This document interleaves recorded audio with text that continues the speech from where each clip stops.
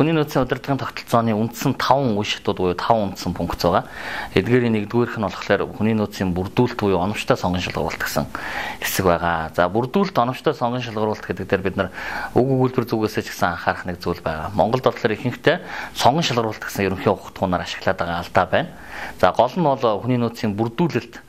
За сайн бүрдүүлэлт буюу танай байгууллагт ажиллах зорилгоч сайн хүмүүсийг өөрийн байгууллага дээр төвлөрүүлж чадсанараа тэндээсээ илүү шилдэг сайн хүмүүсийг сонгон шалгаруулах асуудал бол оновчтой сонгон шалгаруулалт буюу нөөцийн бүрдүүлэлтийн давуу талыг бүрдүүлж өгч байгаа онцлог байдгиймаа гэдгийг анхаарах хэрэгтэй.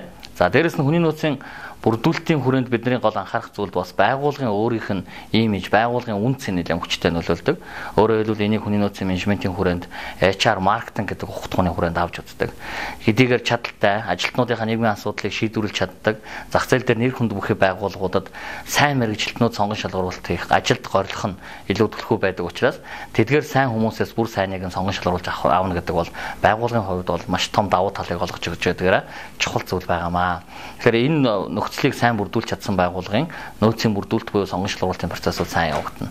За нөөцийн бүрдүүлэлтийг сайн бүрдүүлж, сайн мэргэжилтнүүдийг өөрийн байгууллага дээр бүрдүүлж чадсныхаа дараа, цуглуулж чадсныхаа дараагаар тэдгээр сайн хүмүүсээс хамгийн сайныг нь сонгон шалгаруулах процесс явна. За сонгон шалгаруулалтын процесс дээр зөв хүн гэдэг ухтгуун их гарч ирж байгаа. Тэгэхээр зөв хүнийг бүрдүүлж авах гэж байгаа хүмүүс өөрсдөө зөв хүн байх хэрэгтэй гэдгийг бид нар анхаарах хэрэгтэй.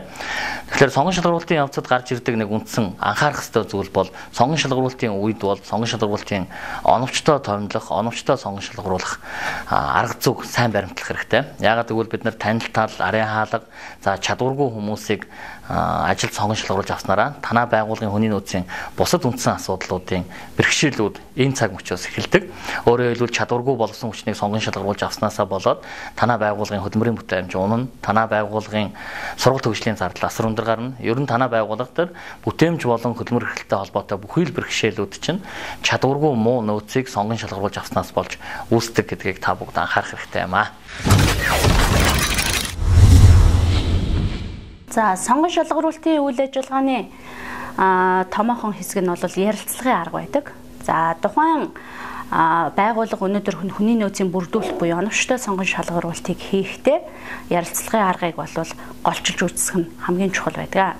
За ярилцлагыг хийхдээ тухайн удирдлагууд болон менежерүүд сэтгэл зүйн талаас нь ажил горилагчийн сэтгэл зүй буюу харилцааны тал дээр ёс зүйн хандлагыг зөв авч ярилцлага хийснээрээ тухайн сонгон шалгаруулалт бол оновчтой зөв болдгоо. Тиймээс бид бүхэн цааш сонгон шалгаруулалтыг хийхдээ харилцаан дээр тулгуурласан зөв оновчтой сонгон шалгаруулалтыг хийх нь цаашдаа байгууллага ашигтай, бүтээмжтэй ажиллах томоохон багийг бүрдүүлэх тэр үндсэн суурь болдгоо маа.